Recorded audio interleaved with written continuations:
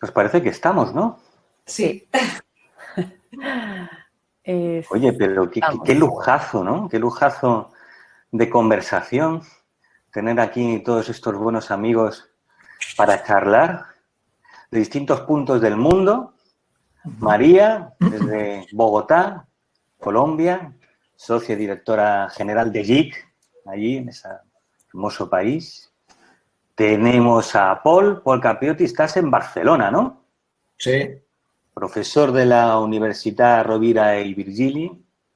Qué gustazo. Cada una de las personas que están en esta conversación tiene algo muy especial para mí. Paul fue el autor del primer manual, libro, guía de planificación estratégica en imagen, que realmente dije, esto es chapó. Y qué bueno poder, después de muchas conversaciones, compartirlo esto igual, ¿no? Eduard Pimenta, desde Sao Paulo, toda una referencia de un mundo apasionante también para mí, como el del Branded Content, el Grupo Globo. O sea, ¿quién más puede saber de esto como tú? Como muy pocos, ¿no? Ángel Ayoza, estamos todos aquí ya reunidos. Ángel, sabéis que es el hombre que tiene las libretas más cotizadas del mundo de la comunicación. No, esto no lo sabíais, ¿no? ¿Sabéis que los apuntes que toma Ángel en las numerosísimas conferencias que él mismo promueve, organiza y conoce, ¿verdad? En esas libretas, Ángel, o sea, el día que tú, Cristina Acer, hemos compartido, tú también en Barcelona, ¿no? Yo en Barcelona también, sí. Hemos compartido conversaciones en las redes, en el mundo real, en el virtual, en todos ellos sobre esto de la comunicación digital, el 2.0, aquel famoso, cómo hemos evolucionado, ¿no? O sea, tenemos aquí puntos de vista y yo mismo, no desde Madrid ni de Barcelona, sino desde Coruña, ¿eh?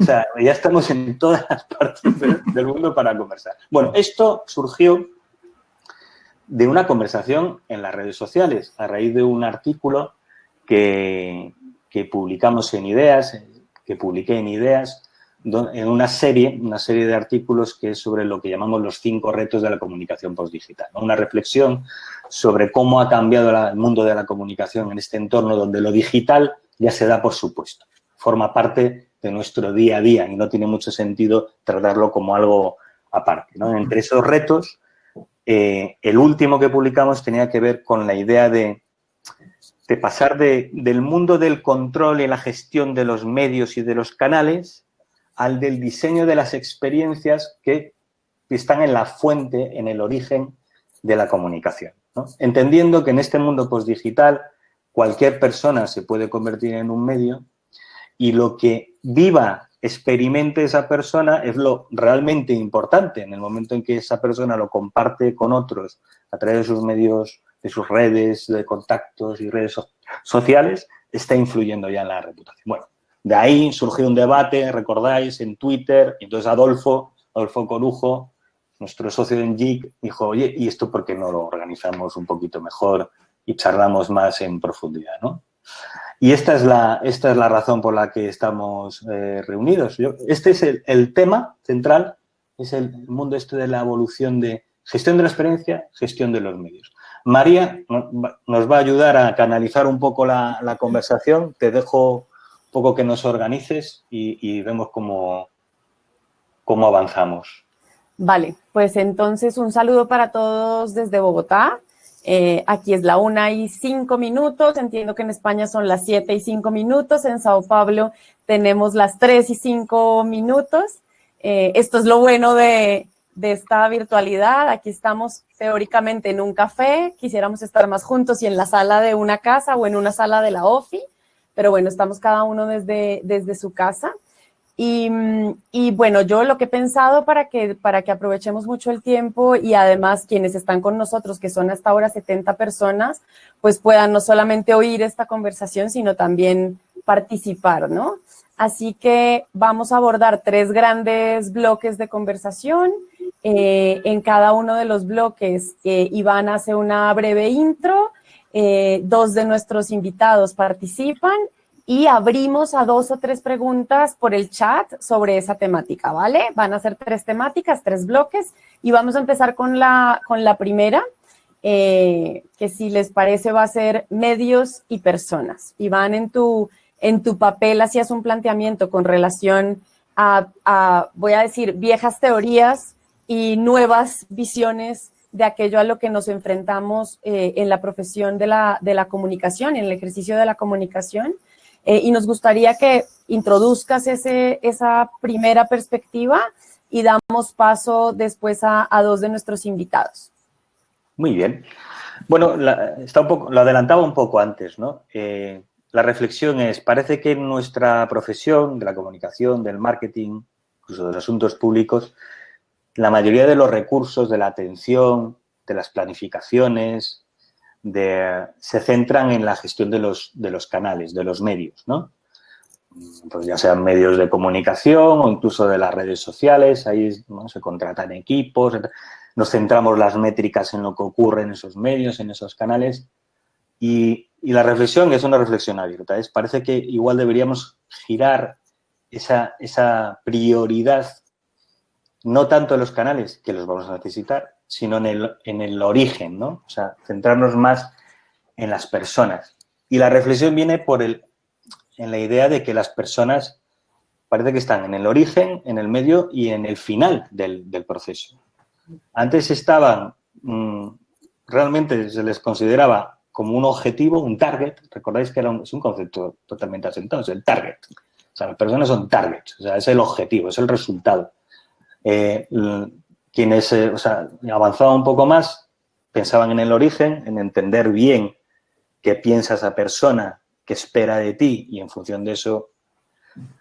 Y desde luego no los considerábamos en el medio, porque no eran canales en sí mismos de comunicación, pero ahora sí, ¿no? O sea, esa es un poco la idea. Entonces, ¿no deberíamos repensar, reflexionar y reorientar los recursos de lo que hacemos más a la experiencia que vive la persona, en el origen de lo que vive y siente y participar ahí de una forma más decidida? Es una pregunta, una reflexión abierta. ¿Quién se anima? Me lanzo por orden alfabético, siempre me tocaba en el cole, ¿no? Entonces, si te llamas Ángela Lloza, lo tienes claro. ¿Tienes claro? A mí me pasaba eso también, ¿eh? Yo Sí, ¿verdad? No, adelante. Era solo... Entonces ya lo tengo como asumido, ¿no? Entonces, además es que me ha gustado esta reflexión de Iván sobre navegar río arriba, ¿no? Ir al origen de las cosas. Entonces, claro, cuando uno intenta conectar con personas es porque lo que quiere hacer es probablemente activar algún tipo de comportamiento y porque quiere también, de alguna manera, influir en el juicio, las percepciones que esas personas tienen sobre una organización, una institución. Entonces, si yo me voy hacia atrás y digo, bueno, ¿y eso dónde arranca? O sea, ¿dónde arranca el cómo me voy a dirigir a ellos, mis estrategias de comunicación y cómo voy a construir las experiencias que al final pues pretenden 2 tareas muy, muy importantes, ¿no? Que pretenden que yo, entidad X, pues sea percibido a lo largo del tiempo de una manera diferente a mis competidores y que además haya cierta afinidad que me permita mantener mi licencia para operar, es decir, una legitimidad social. Básicamente eso es lo que quiero. Y me encuentro en un entorno en el que cuando yo hablo desde la institución, desde la empresa, no me creen. Y sin embargo sí creen a otras personas.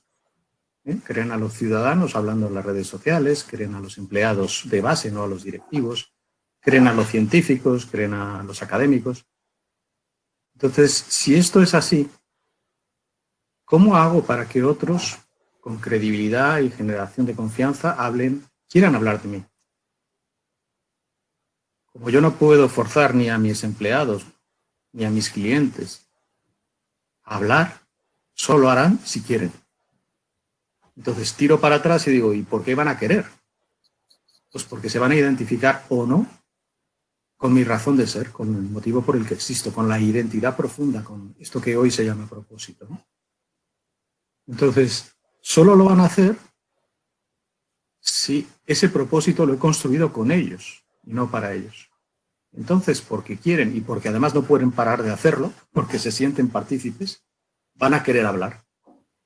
Entonces, todo lo que voy a hacer es construir una estrategia de comunicación que consista en que yo me convierto en creador de contenidos que van a ser difundidos por personas que son generadoras de confianza y de credibilidad porque se identifican con quién soy yo, en qué creo y cuáles son mis valores.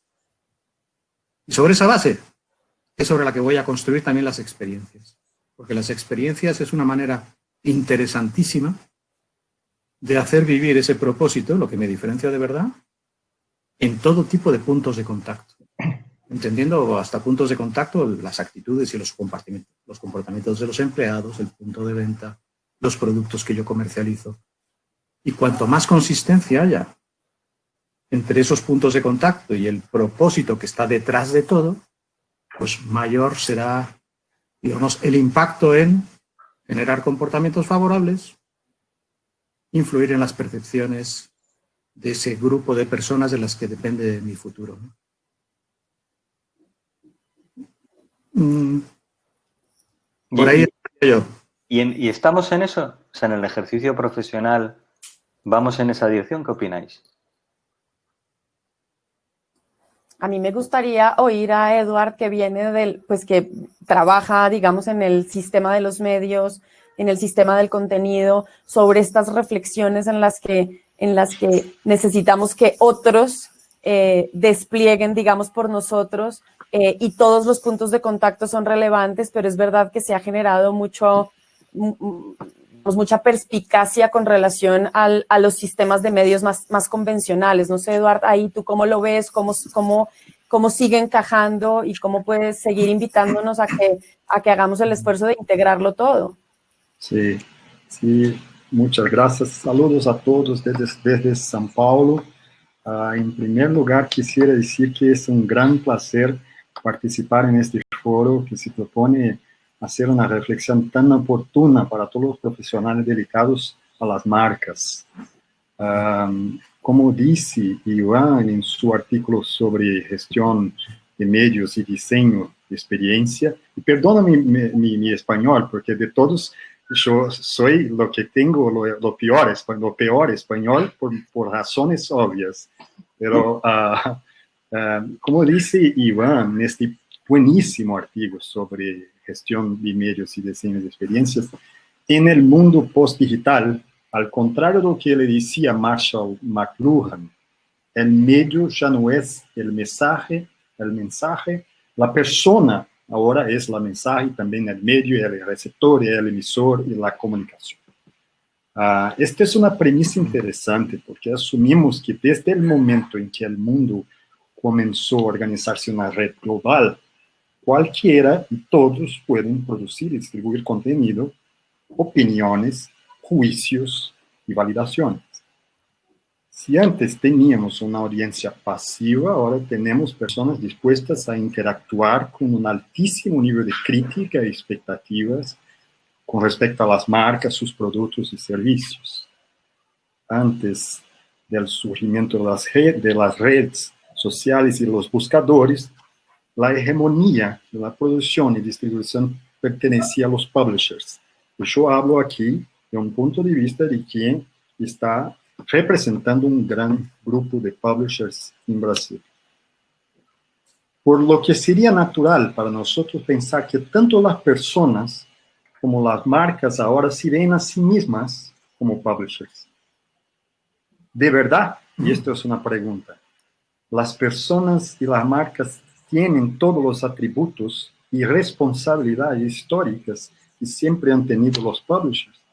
Esta es una pregunta y puede parecer impertinente, pero es una pregunta que tiene que ser hecha. ¿Sí? Porque el papel de los publishers, históricamente hay muchas responsabilidades que no sé, puede ser que las personas y las marcas no tengan. esta es una cuestión importante porque la noción de credibilidad y brand safety nunca ha sido más importante que en la actualidad. Si el entorno de las redes sociales es fascinante y liberador para las marcas, es cierto que también ofrece muchos riesgos y desafíos para estas mismas marcas. Entonces, es una preocupación de fondo que estoy hablando de esto todo el tiempo y que no tengo, obviamente, respuestas para esto, pero es algo que me gustaría de añadir a la discusión. Gracias, Eduard. Sí, acabas de dar en una clave que creo que no es menor y es la conciencia sobre la responsabilidad ahora que personas y marcas asumimos un rol que no pretende sustituir, porque es complementario, pero que sí genera, digamos, un efecto del que a veces no somos tan conscientes, ¿no? O sea, creo que acabas de dar en un clavo muy, muy relevante y no sé si Cristina y Paul quieren replicar. Yo estoy esperando preguntas en el chat, todavía no tenemos, así que podemos avanzar sobre este bloque si quieren un poquito más. Como quieras. Paul, ¿tú?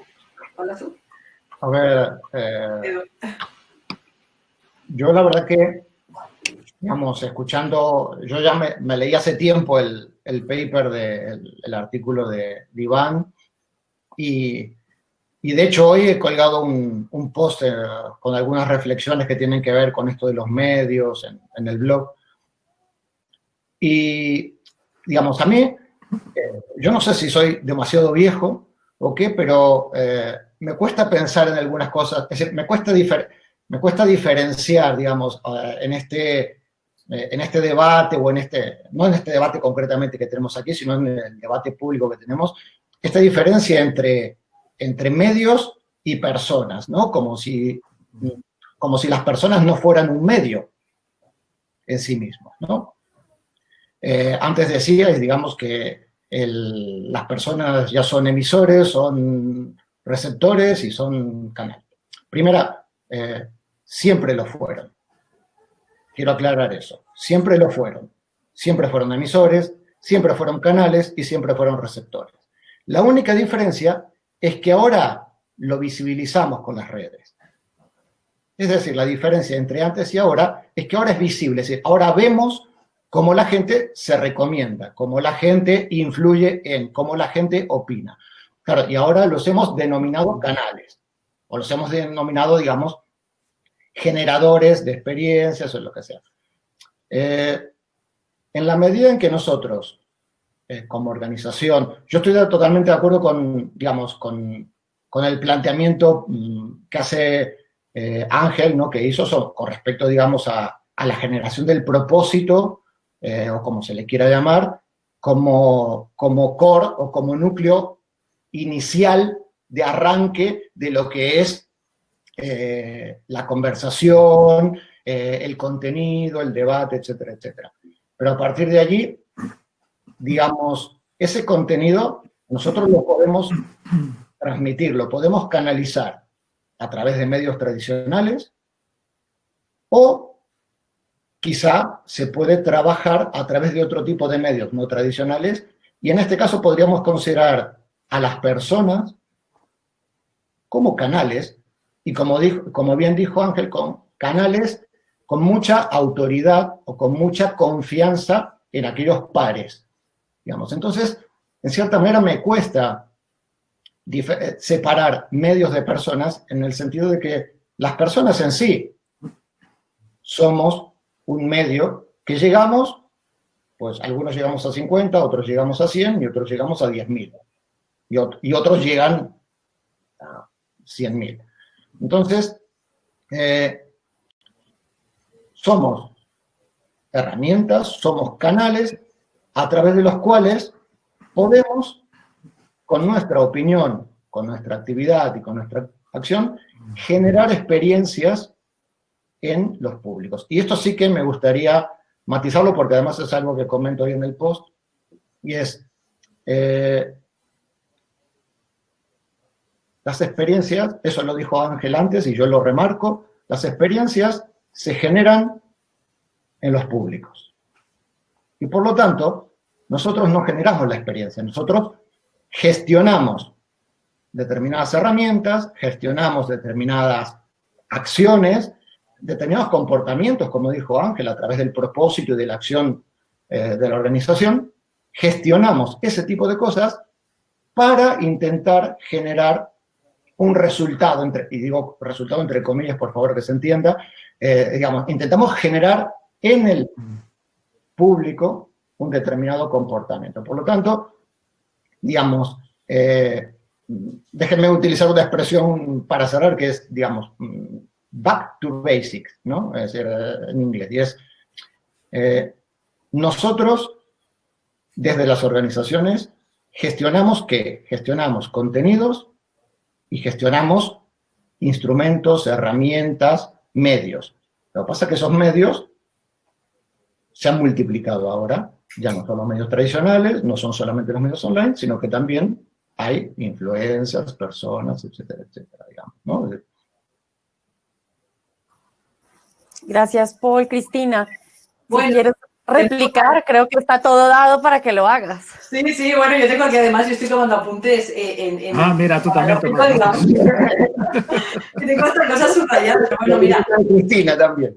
A modo de resumen puedo decir, habéis dicho ya todas las palabras clave, tengo aquí apuntadas las keywords: confianza, credibilidad, valores, punto de contacto, responsabilidad, y bueno, y una cosa que estoy muy de acuerdo con Paul, pero bueno, ya lo sabemos que estamos de acuerdo en eso, porque a veces lo hemos comentado, que no con la idea de que no es nada nuevo todo esto que estamos hablando. Lo que pasa es que estamos hablando de que aparecen nuevos canales, ¿no? Yo creo que aquí, solo por aportar algo distinto y no volver a repetirme, porque estoy de acuerdo con todo lo que habéis comentado, solo poner un poco, para intentar avanzar en un poco el discurso, ¿no? Y el debate. Yo creo que aquí decía Paul que no es nada nuevo y que de hecho siempre hemos sido canales. Lo que pasa que, como comentaba él, pues las redes lo que hacen es amplificar, ¿no?, el alcance que tenemos.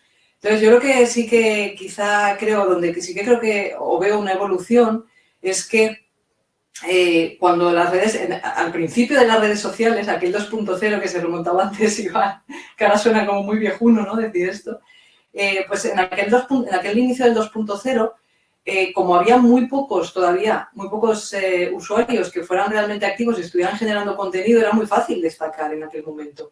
Entonces, los contenidos, yo creo que entonces ya sí que podías, a través del contenido fácilmente podías generar experiencias, ¿no? O podías tener ese alcance que querías. Y ahora donde veo el gran cambio es que estamos tan hipersaturados, ¿no?, tan infoxicados de todo, de contenido, que ahora lo difícil es destacar. Bueno, siempre ha sido difícil, pero quiero decir, ahora es muchísimo más difícil destacar. No sé si os pasa a vosotros, pero yo a veces estoy abrumada con la de webinars, vídeos, cosas que quiero ver y me las voy guardando y pienso, no voy a tener, necesito otra vida para poder ver todo esto, ¿no? Entonces sí que creo que hoy en día, más que como usuarios, ahora me pongo en el lugar del usuario, más que buscar contenidos, yo ahora mismo sí que busco experiencias. Creo que como usuarios buscamos más experiencias y con eso quiero decir algo que me genere una emoción, ¿vale? No digo que antes no lo buscáramos, pero yo creo que ahora nos centramos más en eso que no en buscar contenidos determinados. Es decir, yo busco, pues eso, ¿no?, una experiencia,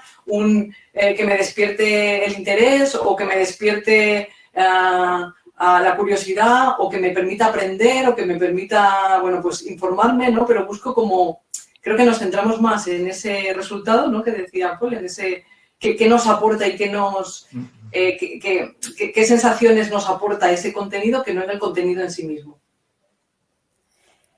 Gracias, Cristina. Tenemos dos preguntas, una para Iván, una para Paul.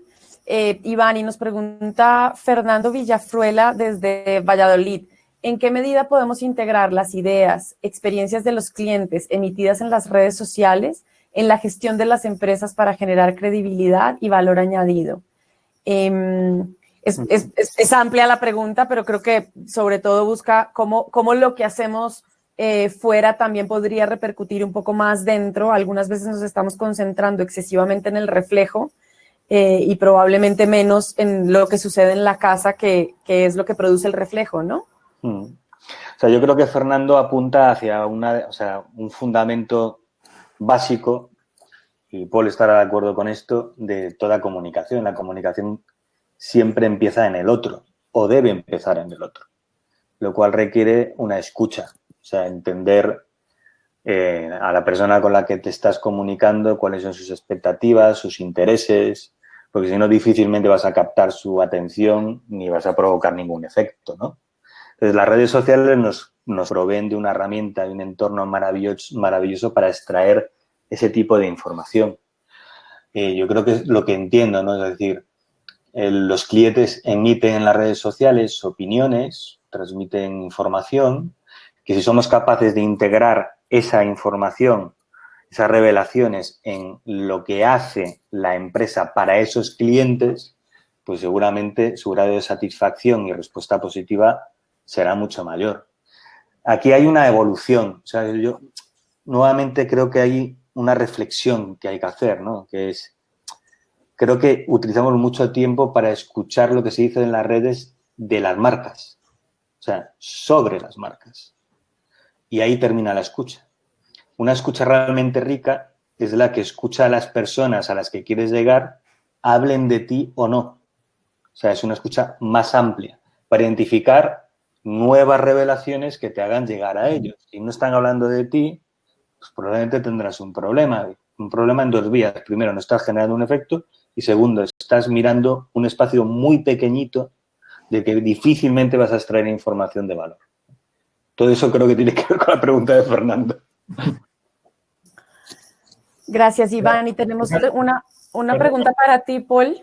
Perdona, quería hacer simplemente un matiz con respecto a lo que dice, porque me pareció súper interesante y creo que vale la pena remarcarlo, lo que acaba de decir Iván, y es pasar de la escucha, vamos a llamarle, de la escucha, de la respuesta del usuario, del que participa. Así, cuando digo respuesta me refiero a de escuchar lo que dicen de la marca, a hacer una escucha activa, que es ir a escuchar sobre lo que hablan y quizá a partir de lo que hablan empezar a generar contenido, empezar a generar interacción. Es decir, es una escucha, es una investigación, llámenle como quieran, pero es una investigación mucho más amplia que va más allá de la marca. Y esto se enlaza un poco con la idea inicial que hablaba antes Ángel del tema del propósito, ¿no? Es decir, el propósito, digamos, no es que lo diseña uno y se lo explica a los públicos, sino que normalmente, bueno, Ángel, corrígeme,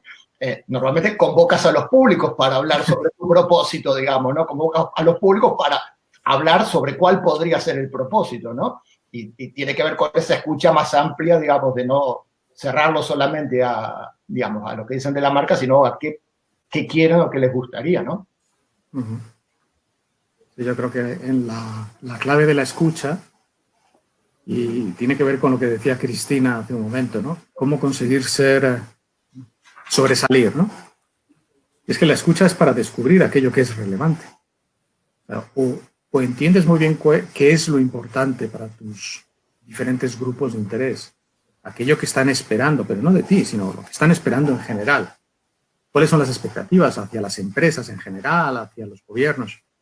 En esa escucha es donde descubres la relevancia, y la relevancia me parece un asunto fundamental. Porque lo que tenemos que dar es respuesta y ser capaces de ser las organizaciones que respondan mejor a las expectativas de los grupos de interés. Expectativas cambiantes, expectativas cada vez más exigentes, y eso te explica la necesidad de conectarte con el mundo. No ser una empresa que es un acuario lleno de peces, que interpreta que la realidad es el acuario y los peces que ahí habitan, que muchas veces ocurre esto, sino que la realidad es ese mar mucho más amplio en el que debes de conocer muy bien cuáles son las expectativas del resto de los bichos que hay ahí en ese mar para poder formar parte de manera armoniosa de ese ecosistema. Con eso, Ángel, acabas de responder a una pregunta que nos llegaba desde Perú justamente en ese sentido. En el sentido de tanta información, tanta exposición, ¿cómo ganar relevancia? Pues ganamos relevancia si entendemos el interés del otro, el código del otro y participamos de su interés con lo que nosotros tenemos para él, bien sea por diseño o o porque en efecto por código nos comunicamos de una manera en la que conecta más, ¿no? Y antes decía que había una pregunta para Paul y dice, y esta es interesante porque genera como competencia entre dos elementos, ¿no? Entonces dice que sí, podríamos asegurar entonces que el valor estratégico del DIRCOM sería gestión de medios e intangibles más que producción de contenidos. Es que no, creo que no se pueden separar las dos cosas, digamos.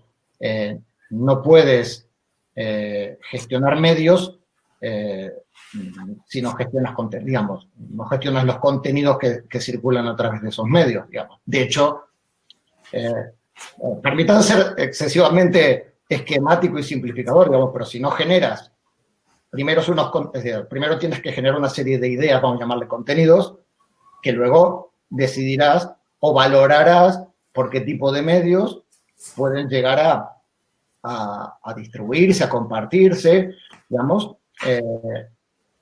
Por lo tanto, digamos, creo que no es separable, digamos, el tema de los contenidos del tema de los medios. Lo que sí está claro es que trabajamos, los comunicadores tenemos que trabajar con ambas, digamos, con ambas cuestiones, ¿no?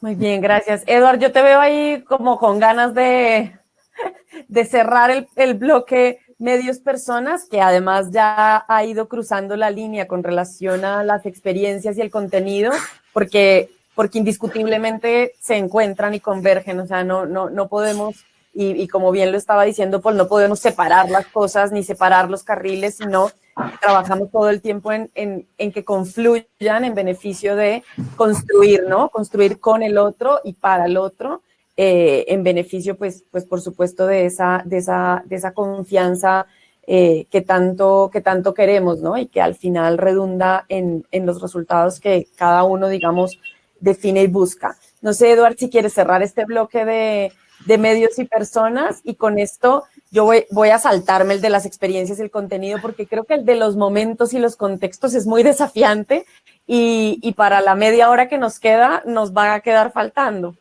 Sí, yo voy a decir algo muy rápidamente, que a mí me gustó muchísimo que ustedes hablaron sobre la escucha, y esto es fundamental para todo. Creo que el periodismo, el buen periodismo nos trae aquí una lección importante otra vez. Desde tiempos inmemoriales, el foco debe estar en el usuario, entendiendo hoy cada vez más a través de los datos,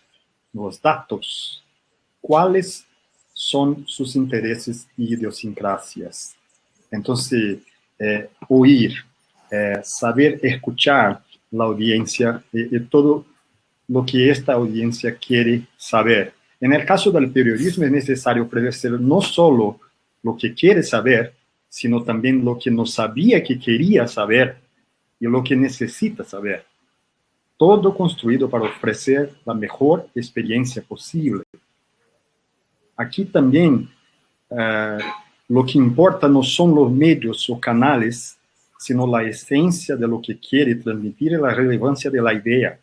Importa el esfuerzo por estar presente en el viaje del usuario cuando éste lo demanda. Entonces, sí, aquellos que trabajan con marcas deberían prestar mucho más atención en las expectativas de las partes interesadas y cualquier otra cosa. Se trata de evitar de ser autorreferencial y comprender cómo mis productos, mis servicios, mis propósitos, mis creencias pueden conectarse bien con mis audiencias más diferentes. Gracias, Eduard. Otra vez acabas de decir algo que resuena, ¿no? Y es que tenemos que saber, no siempre sabemos lo que el otro todavía no sabe, pero tenemos a veces cosas que entregarles respecto a lo que todavía no sabe que quiere, ¿no? No solo oímos para ver cuál es su expectativa, sino algunas veces para identificar asuntos que todavía él no sabe que quiere, pero que yo se los voy a llevar. Así que otra clave que nos marcas con tu intervención. Pues, Iván, vamos al bloque de momentos y contextos y tú nos pones la pauta para abrir esa conversación, ¿te parece? Vale, o sea, creo que aquí hay otra reflexión abierta que tiene que ver con el ejercicio de la profesión en el día a día de las organizaciones y también con la idea de qué es lo que provoca un mayor impacto en las personas, en la experiencia que vive la persona para que se convierta en recuerdo e incluso en recomendación o conversación, ¿no? Entonces, yo creo que en el ejercicio de la profesión estamos totalmente volcados en los momentos. Nuestra profesión está muy relacionada con la actualidad, como bien sabe Eduard, ¿no? La actualidad es lo que ocurre aquí y ahora, ¿no? Y estamos entre la gestión de los momentos críticos o perjudiciales para la reputación de la compañía, tratando de reactivamente resolverlo, o trabajando en el mundo más de la promoción en campañas, ¿no? Nuestro mundo es el de las campañas, de las acciones concretas ahora, ¿no? La campaña de activación, que tienen un principio y tienen un fin, ¿no? Y la reflexión es, vale, todo esto realmente funciona o realmente tiene sentido cuando está en un contexto determinado, ¿no? Saber leer ese contexto que afecta a las personas, pues te puede ayudar a evitar errores de percepción, te puede ayudar a que realmente sea más significativo y no siempre estamos en el contexto, ¿no? Creo que estamos más en el de los momentos, ¿no? Entonces, esa nuevamente es una contraposición que no es de ni uno ni otro, no se trata de escoger, sino de reflexionar en qué camino vamos, ¿no? ¿Cuál es si estamos dándole importancia suficiente a uno u otro y en qué medida, ¿no? Y ahí dejo la reflexión. ¿Quién se quiere lanzar? A ver, pido la palabra. Adelante. Es que me gusta esta idea del tiempo. O sea, ¿qué es lo que hace que nos fijemos en los contextos en el corto plazo? Pues probablemente una falsa idea de cuál es el rol de las organizaciones y cuál es realmente el tipo de organización que están pidiendo los ciudadanos en el mundo. No quiero abstraerme demasiado, pero creo que el corto plazo está directamente ligado a una forma de entender la relación con nuestros grupos de interés en el que históricamente ha prevalecido la importancia de los accionistas, de los propietarios. Y lo que han hecho es, básicamente, en el modelo de Friedman, ¿no? de hace 50 años, que se publicó en el New York Times justo en septiembre, es la responsabilidad de una empresa y de una organización es crear valor para los accionistas y maximizar ese valor. Punto. Eso nos ha llevado a todos, tanto a las empresas como a los medios de comunicación, como a todos, a tener un foco clarísimo en el corto plazo, porque la idea era básicamente generar valor para uno de los grupos de interés o partes interesadas, como ha dicho Edward. Entonces, ¿qué es lo que te permite salir del corto plazo y tener una idea de construcción de una relación? Porque si tú estás conversando con tus grupos de interés es porque estás construyendo, teóricamente estás construyendo capital social y relacional. Un capital de confianza por el que pasan un montón de cosas positivas, ¿no? Entonces tienes que salir de la prisión del corto plazo. Y la única manera de salir de la prisión del corto plazo es entender que tu rol está precisamente en la creación de valor en el largo plazo y para todos los grupos de interés de una manera equilibrada. Si esto es así y entiendes que te debes a esa idea de crear valor en el largo plazo y de forma equilibrada para tus grupos de interés, entonces estarás siendo capaz de fijar una estrategia narrativa que considere y que consolide ese capital social y relacional con esos grupos de interés. Si seguimos en la lógica del mercado entendido como la creación de valor a corto plazo, y básicamente para el accionista estaremos actuando permanentemente en el corto plazo, cometiendo todo tipo de errores y de comportamientos que muchas veces estarán en la línea extraña y muy poco definida de lo que es correcto, lo que es ético, lo que es moral, o lo que finalmente te puede convertir en un depredador medioambiental.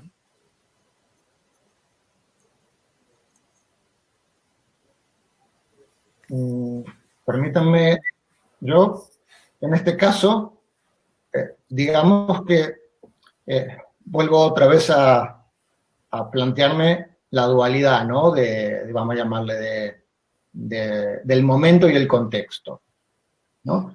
Porque en cierta manera tienen que ver con esto que planteaba Iván, digamos, de la solución inmediata o de pensar las cosas con una determinada perspectiva, ¿no? Creo que no tenemos que pensarlo en términos de dualidad, sino más bien en términos de integración. Y me explico muy rápidamente. Es pensar solo en el largo plazo sin actuar en el corto plazo, podemos tener un problema de inacción o de una acción pues no del todo adecuada. Pensar solo en el corto plazo, pensar solo en el momento, lleva a lo que comentaba Ángel recién, digamos, a una acción que probablemente sea errática o que incluso sea contradictoria con la supervivencia de la organización. Y vuelvo a aferrarme a algo que digamos, bueno, digo Ángel, pero en realidad la gente de Corporate Excellence están trabajando mucho desde hace un tiempo, que es el tema del propósito, ¿no? El propósito, insisto, y simplifico mucho, estamos hablando de una visión en el término contextual de lo que plantea Iván, es decir, en el término de una perspectiva de largo plazo. Pero no es decir, el propósito y muchas de las, van a llamarles estrategias o lineamientos que se plantean, no tienen la mirada puesta en 2020 ni probablemente en 2021, sino en 2025 o en 2030, ¿no? Y son una línea directriz, es decir, es una línea estratégica. Y todos los momentos, como comentaba Iván, todos los momentos lo que tienen que hacer es tener ese propósito, esa línea directriz, esa línea estratégica, como guía de referencia. Indudablemente, una guía de referencia no es una línea recta. Es decir, no es algo inamovible, inmodificable, o sea, es un camino, una línea de acción que va en una dirección y que por lo tanto marca la manera de actuar en el día a día. Por eso es importante, por eso el problema no viene de trabajar en el corto plazo, de trabajar el momento. El problema viene, creo yo, y esto es una opinión muy personal, creo yo, el problema viene de no tener esa línea directriz que te marque la manera de actuar en el corto plazo en el momento. Porque si está, llámale propósito, llámale línea directriz, llámale estrategia global o como le quieras llamar, hay un camino, hay una dirección, perdón, no un camino, hay una dirección en la que transitar. Y por lo tanto, los momentos, porque los momentos se tienen que trabajar, es decir, se tiene que trabajar el día a día, hay que hacerlo, pero a partir de una línea directriz. Por lo tanto, prefiero no hablar, digamos, de momentos versus contextos, sino más bien de momentos dentro de un contexto, si quieren, o en la línea de un contexto, entendido, ya digo, acción cotidiana en relación con o siguiendo una línea directriz de un propósito, una línea general. Me gustaría estar de acuerdo y manifestarlo con lo que está diciendo Paul. ¿Por qué? Porque acabamos de terminar una investigación sobre el comportamiento de las empresas durante el COVID-19, durante la COVID-19. Y una de las conclusiones, hay muchas, pero una es que las empresas más rápidas, más ágiles y que han sabido reaccionar de forma más flexible y acelerada han sido precisamente las empresas que habían definido e implementado un propósito. ¿Por qué? Claro. Pues porque, como decías, Paul, las acciones inmediatas se ven, digamos, ratificadas y se pueden tomar esas decisiones en el corto plazo si tienes una guía y un credo que guía tus comportamientos ante los dilemas que surgen en el día a día. Pero además, ¿y me ibas a decir algo? Es un comportamiento que marca una línea. Entonces, o sea, ya no es un comportamiento errático, sino que, indudablemente puedes reaccionar rápido. O sea, el problema no es reaccionar rápido, sino reaccionar en una línea de acción, ¿no? Eso es. Rápido y coherente. Sí, yo creo que habéis tocado los temas. De hecho, justo cuando iba a hablar, cuando ha hablado Ángel, estaba yo pensando también en lo de, ¿no? Al oír a Apple, me venía a la cabeza pues todo lo que hemos visto con la COVID, ¿no? Yo creo que es el mejor ejemplo. Es importante pensar en el largo plazo, pero sabiendo que la definición o el plan que tengas, a lo mejor a 3 años vista, de golpe se te va, o sea, se te queda en nada, ¿no? Entonces, ahí sí que creo que es importante, como decíais, tener que ese propósito nos guíe y tener como una visión, como una panorámica para poder, para poder adaptar todo lo que vas haciendo, esas decisiones rápidas, a ese propósito sin perder el foco, ¿no? Yo creo que ahí está la clave.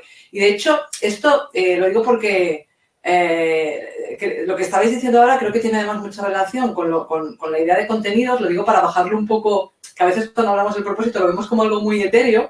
Y si lo pensamos en contenidos es exactamente lo mismo. O sea, cuando una marca piensa en su universo de marca de manera, o sea, al revés, si no piensa en su universo de marca como un todo, lo que acaba pasando es que va generando contenidos aislados, piezas, que a lo mejor son muy chulas en el momento. Yo qué sé, ahora que tenemos el Black Friday, pues dices, mira, esto es muy chulo y lo hago ahora. Vale, ya, pero esto tiene que estar enmarcado en un contexto más grande, ¿no? Entonces, cuando creas estos contenidos también has de tener como claro ese propósito por eso mismo, ¿no? Para que todo lo que creas, todo ese contenido que estás creando forme parte de un universo de marca que tenga sentido y que la experiencia que genere sea coherente. Y al final, para que, solo por comentar, ¿no? Que es a distinto nivel, a distinta escala, pero que al final estamos hablando de lo mismo, ¿no? De tener coherencia en las acciones, de tener coherencia en lo que hace la empresa y que haya también coherencia en esos contenidos y en esas experiencias que genera. Un pequeño matiz. Creo que lo que comentó Iván como arranque tiene que ver, digamos, me refiero a esa idea de que muchas empresas, muchas organizaciones están en el día a día, tiene que ver con una vuelta, no sé si lo han notado, digamos, sobre todo, digamos, los que estáis en consultoría o Ángel que está, digamos, ahí en contacto con las empresas. Estamos, no por el COVID, me refiero, no es una cuestión puntual del COVID, sino en los últimos tiempos estamos teniendo una cierta vuelta, no sé si vuelta o como mínimo una cierta preponderancia de tacticismo. ¿Entendés? Es decir, esta sensación de esto está cambiando tan rápido, esto va tan rápido, las redes sociales van tan rápido, el mundo de Internet va tan rápido, que hay que estar todo el día pensando en el momento, ¿no? Entonces, hay como una sensación, al menos me da la sensación a mí a veces cuando leo cosas, que todo es pensado para allá y buscarle la solución inmediata, ¿no? Y como que está tomando cierto auge esta vuelta al tacticismo, cosa que, por lo que estamos comentando aquí, indudablemente,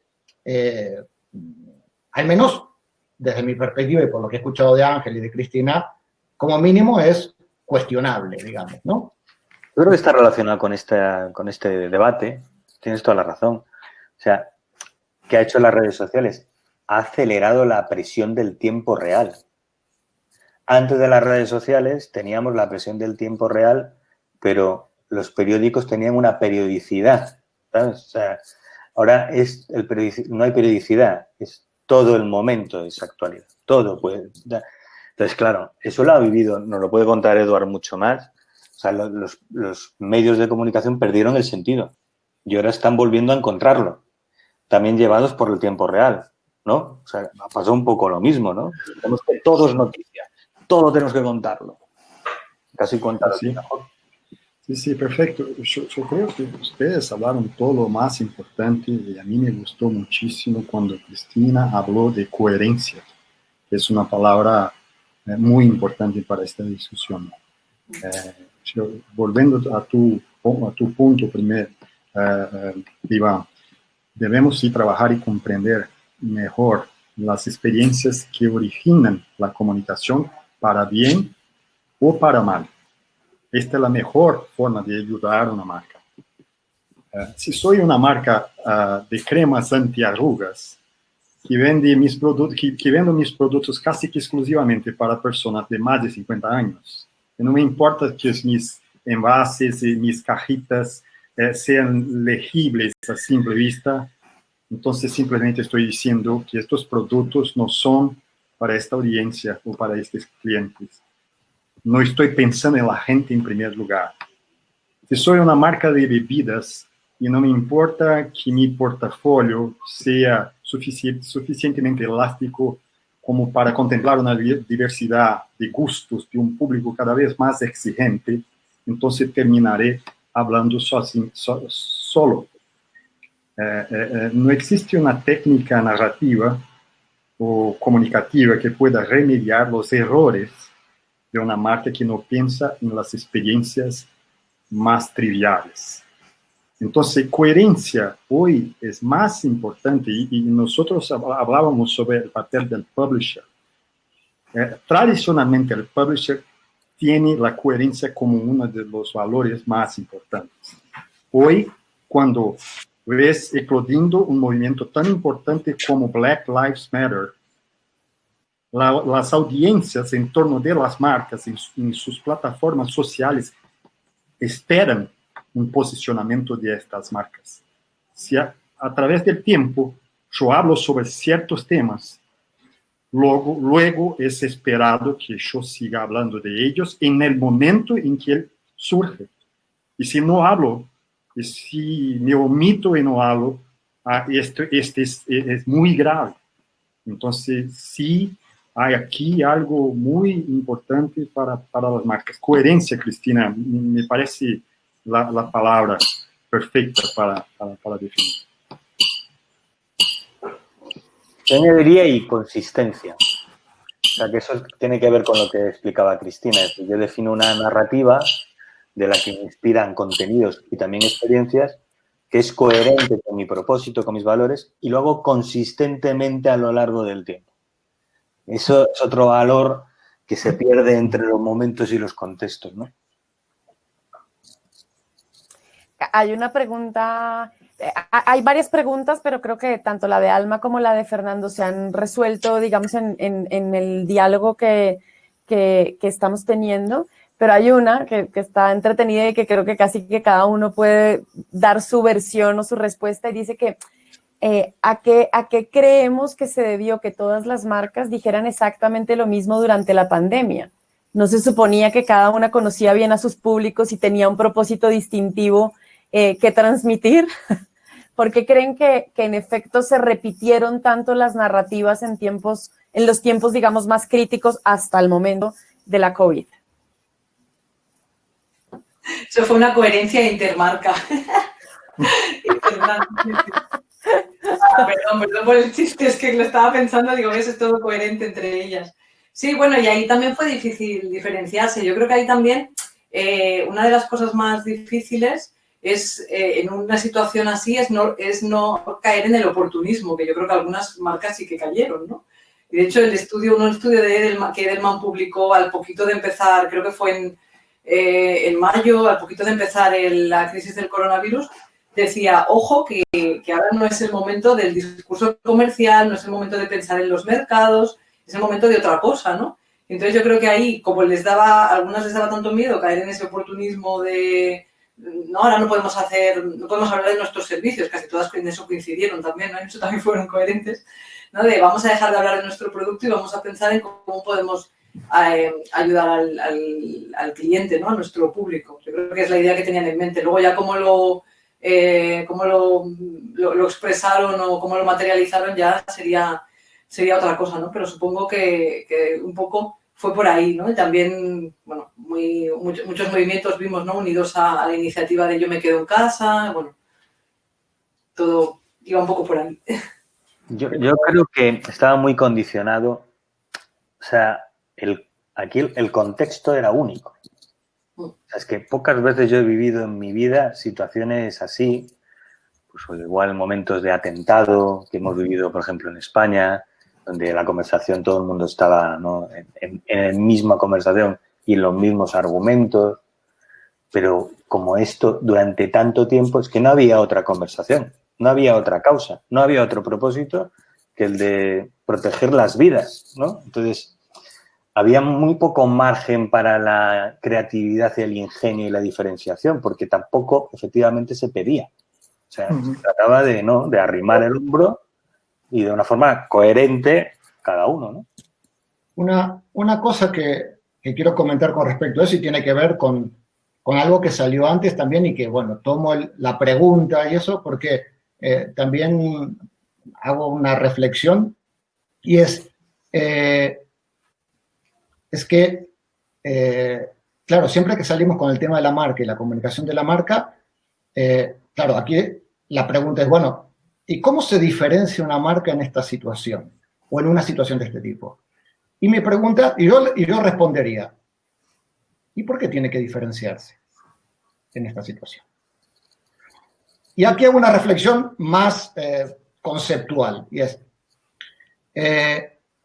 estamos pensando la cuestión de la estrategia de negocio desde la perspectiva pura y exclusivamente competitiva.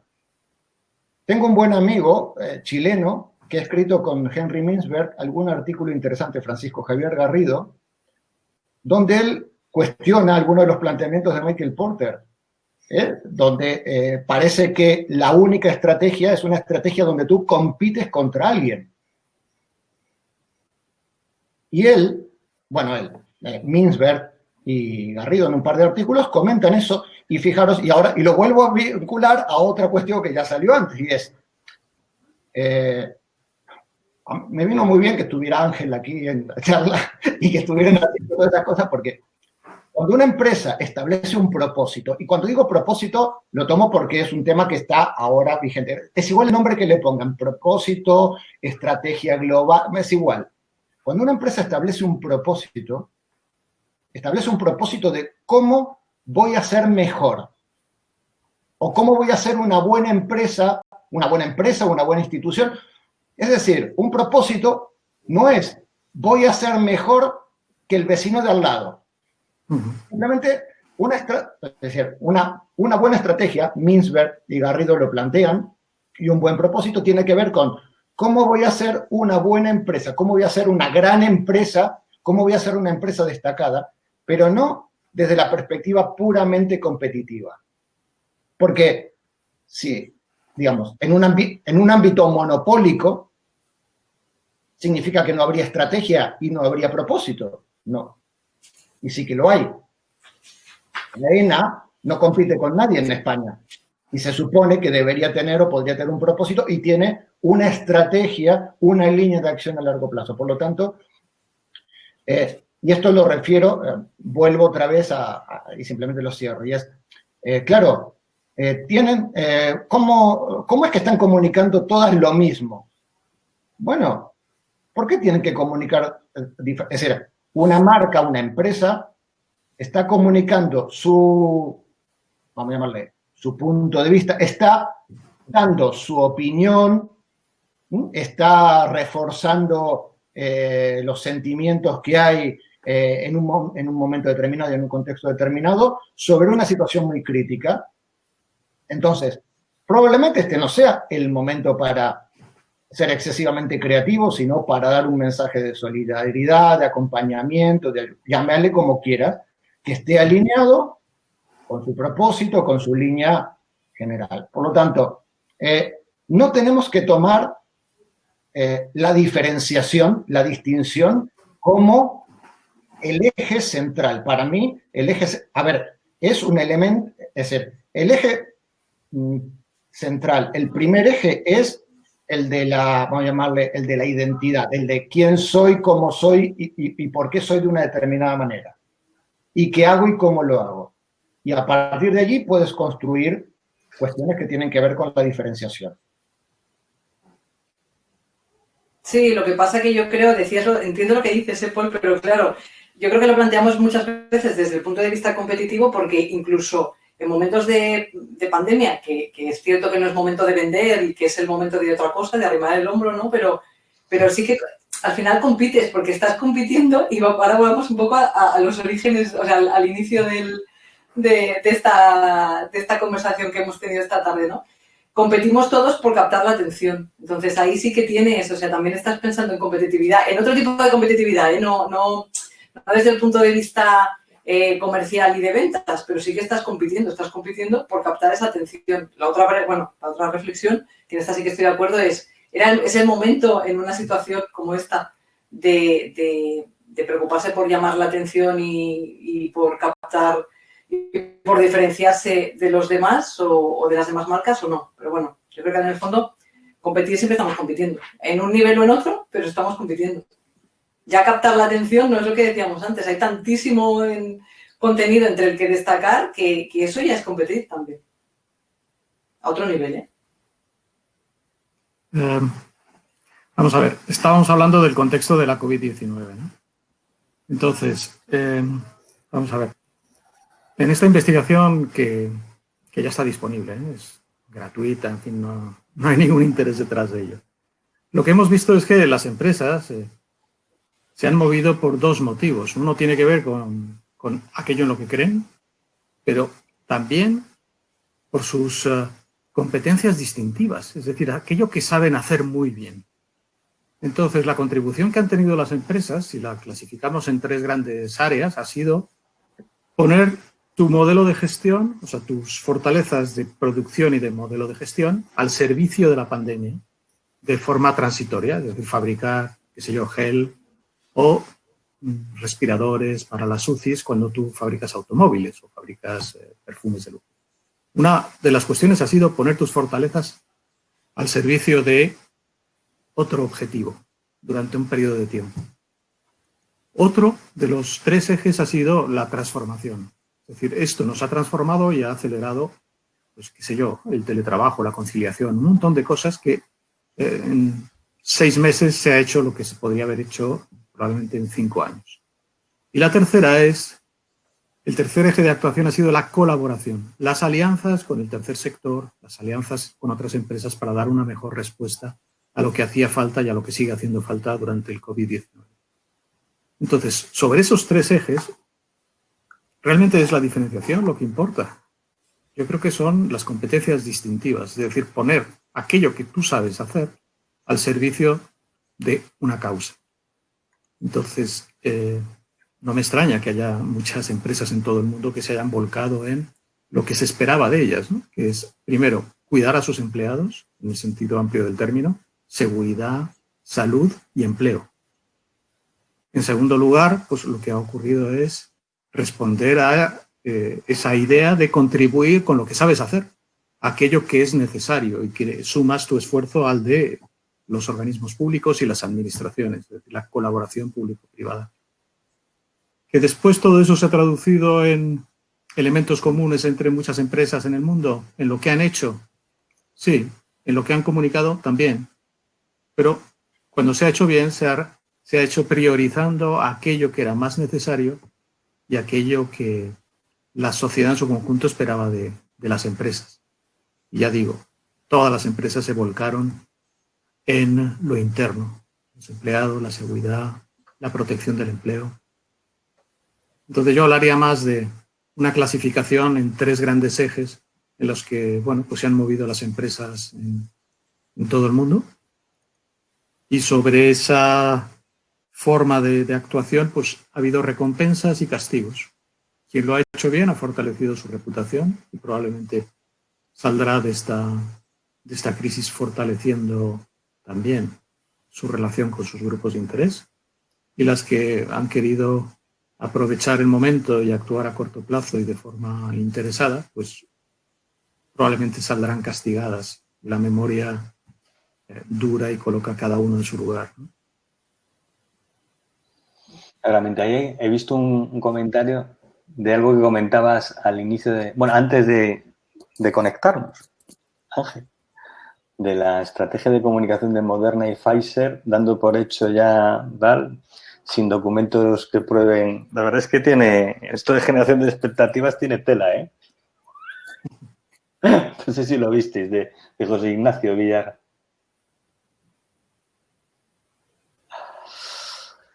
Bueno, pues muy bien, ¿no? Muy interesante.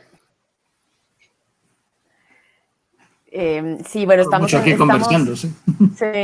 Sí, nos podemos quedar aquí mucho, estamos en hora y creo que muchas de las personas que se han regalado este tiempo para participar de esta conversación. También lo tienen con alguna limitación por compromisos posteriores, así que salvo que alguno quiera añadir algo más, hemos respondido a la gran mayoría de las preguntas que nos han llegado al chat y bueno, ha sido una conversación súper constructiva, colaborativa, divertida. Yo aprendí mucho, así que de antemano también les doy las gracias y bueno, o sea, si quiere alguno hacer algún cierre en particular, adelante, y si no, pues concluimos, Iván. Que cierre Iván, que abrió él, que cierre él. Bien. Nada, pues creo que lo que nos proponíamos ha salido, bueno, bastante bien, que era reproducir esta charla entre colegas profesionales que compartimos intereses y preocupaciones. Creo que han salido muchas ideas muy interesantes, con perspectivas diferentes y me alegro un montón. O sea, yo creo que esto tenemos que repetirlo en otra ocasión. Mil gracias a todos y a todos los que han asistido. La libreta, que Ángel muestre la libreta. Ya deja poner...